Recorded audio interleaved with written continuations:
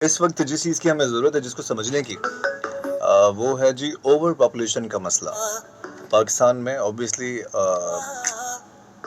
Population جو ہے ہماری وسائل کے مطابق اور ہماری جو انفراسٹرکچر جو بنا ہوا ہے اس کے مطابق ہی اوور پاپولیشن اب ہو رہی ہے.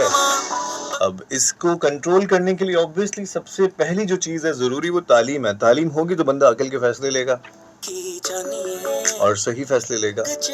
کیونکہ صرف اس سے کوئی یہ نہیں ہے کہ لوگوں کو صرف گھر میں مسئلے ہوں گے, یہ اوور آل ایک سوشل مسئلہ ہوگا اس سے.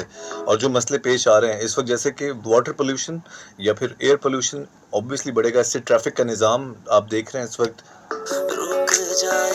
کس طریقے کا ہوا ہے. ہر دوسرا بندہ ایویں فرسٹریٹڈ ہوا ہے. پھر اس کے ساتھ ساتھ اوبیسلی جب آپ پلاننگ سے چلتے ہو نا کہ یار میرے اگر 10 بچے پیدا ہو رہے ہیں یا میرے 10 بچے ہیں تو پھر 10 کو کیا آپ تعلیم دیں گے اسی طریقے کی, ویسی ہی تعلیم دیں گے, ایکول تعلیم دے سکیں گے.